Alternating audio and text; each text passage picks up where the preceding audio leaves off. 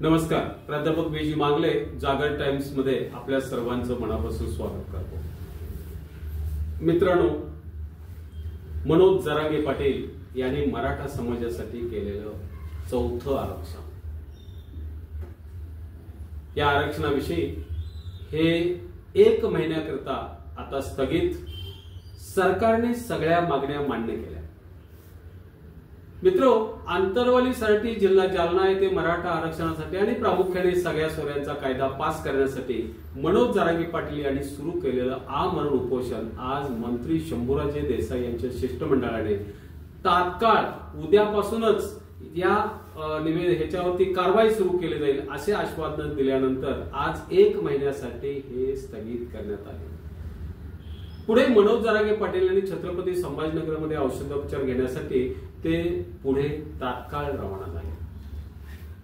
सगळ्या मागण्या मान्य केल्याचे शंभूराजे देसाई यांनी सांगितले. आंतरवाली सराटी जिल्हा जालना या ठिकाणी मनोज जरांगे पाटील यांनी मराठा आरक्षणासाठी आपले 4थं उपोषण नुकतेच सुरू केले होते. आज 6वा दिवस. पहिल्या उपोषणाने माननीय मुख्यमंत्री एकनाथजी शिंदे यांनी मराठा समाजाला आरक्षण देण्याचे मान्य केले. त्यानंतर टप्प्याटप्प्याने आरक्षणासाठी विलंब लागू लागला. तसतसे मनोज जरांगे पाटील यांनी उपोषणाच्या अत्यारूत बसले. आता 4थ्या टप्प्यातील उपोषण हे सगळे सोयरेचा कायदा करावा यासाठी केलेले होते. राज्यातील मराठा आणि कुणबी एकच आहे. कुणबी हे शेतकरी आहेत. कायदा करण्यासाठी जो आधार लागतो तो म्हणजे कुणबी नोंदी.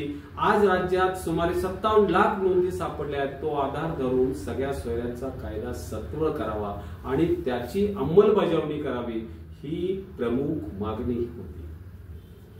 काय झालं? उपोषणाचा आजचा 6वा दिवस. जरांगे पाटील साहेबांची तब्येत अत्यंत नाजूक.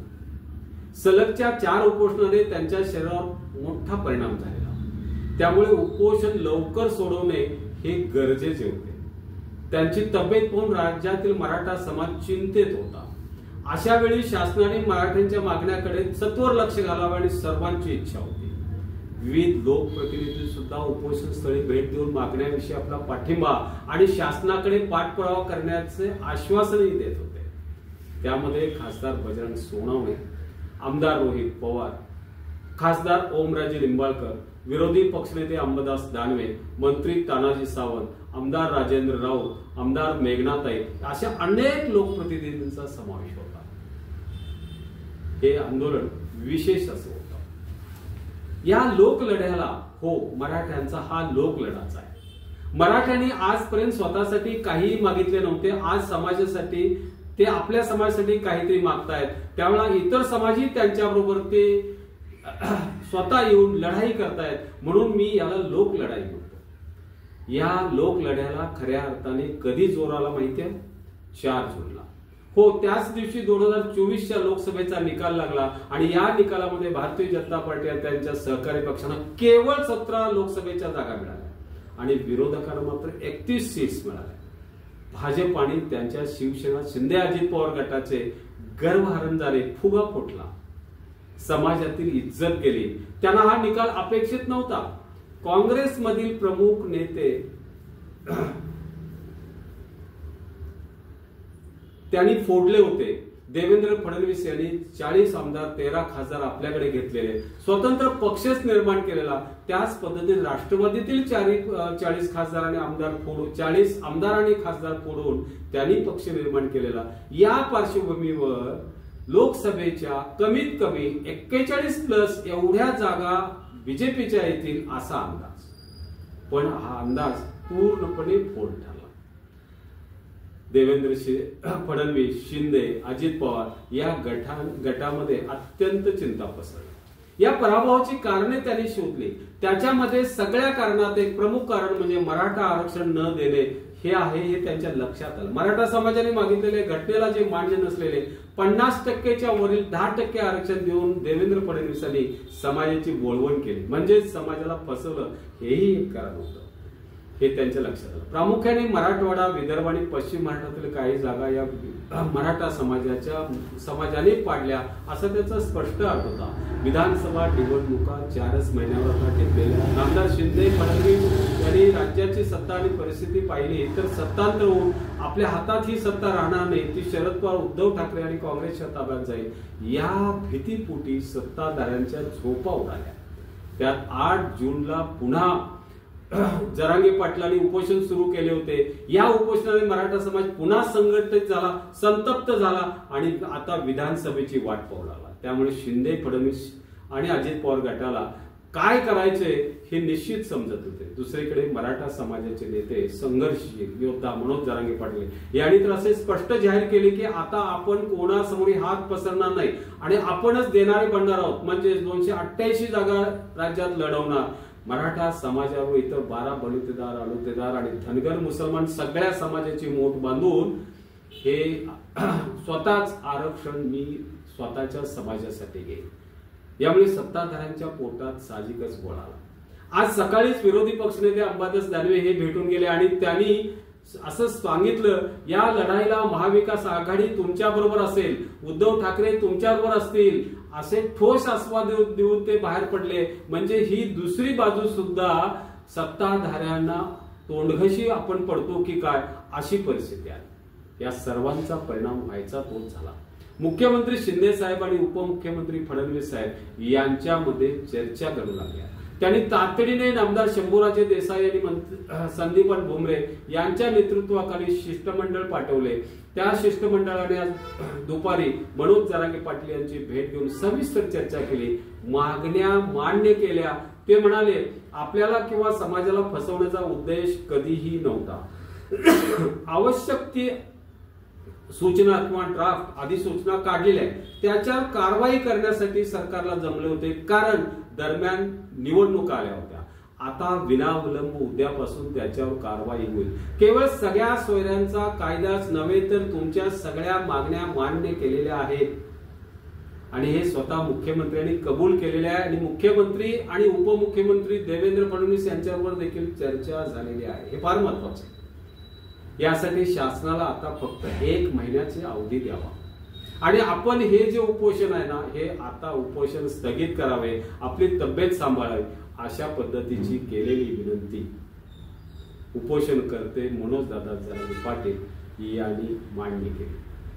शंभूराजांच्या हस्ते पाणी घेऊन त्यांनी उपोषण सोडले, लिंबू पाणी घेतलं आणि उपोषण सोडलं. पण उपोषण सोडत असताना त्यांनी आपल्या मागण्याची यादी सविस्तरपणे शंभूराजांना सांगितली, ती शंभूराजांनी लिहून घेतली. त्याच्यामध्ये आतापर्यंत केलेल्या त्यांनी सगळ्या मागण्यांचा समावेश होता. सगळ्या सोयऱ्यांचा कायदा तात्काळ करावा आणि त्याची अंमलबजावणी तात्काळ करावी. पुढवी नोंदी शोध मोहीम चालू ठेवावी. न्यायमूर्ती शिंदे कमिटीला मुदतवाढ द्यावी. हैदराबाद आणि इतर ठिकाणची गॅझेट तात्काळ मिळवावी. आश्वासन दिल्याप्रमाणे मराठा आंदोलकावर झालेल्या आणि घातलेले जाणीवपूर्वक घातलेले गुन्हे आहेत ना, हे तात्काळ मागे घ्यावे. या व अन्य मागण्यांची यादीच त्यांनी शंभूराजे देसाईंच्याकडे सादर केली. शंभूराजेंनी ते सर्व टिपून घेतले. यावेळी बोलताना मनोज जरांगे पाटील म्हणाले, अंतरवली सराटी म्हणजे मराठ्यांची आता पंढरी झालेली आहे. 1 महिन्याच्या आत जर मागण्या मान्य झाल्या नाहीत आणि सगळ्या स्वरांना आरक्षण जर मिळाले नाही तर मात्र आम्ही विधानसभेला 288 जागा लढू, हे लक्षात ठेवा. त्यावेळी केवळ एकटे मराठेच आमच्याबरोबर असणार असं नाही, तर धनगर असतील, मुसलमान असतील, 12 बलुतेदार, अलुतेदार सर्वांची आम्ही एकत्रित मोठ बांधू. पण मराठे कोणासमोरही आता इथून पुढे हात पसरणार नाहीत. आरक्षण स्वतः देणारे बनतील, घेणारे नव्हे, याची जाणीव ठेवा असे बोलून त्याने एक आठवण सांगितली की SIT बाबत काय माणसं विचारतात. कालच मुख्यमंत्री फडणवीस साहेब यांच्याबरोबर फोनवरून चर्चा झाली, त्याप्रमाणे SITचे काय झाले असे मी त्यांना विचारले. त्यावेळी ते म्हणाले, SITला मी मारून टाकले. यावर उपस्थितांमध्ये हास्य पिकले. अर्थात या ठिकाणी एक गोष्ट उपस्थित होते आणि मराठा समाजामध्ये विचारली जाते, ती म्हणजे आतापर्यंतचा या शासनाचा अनुभव बघता मराठ्यांना पुन्हा फसवले गेले तर काय? गोड बोलून वेळ मारून नेतील, त्याचे काय?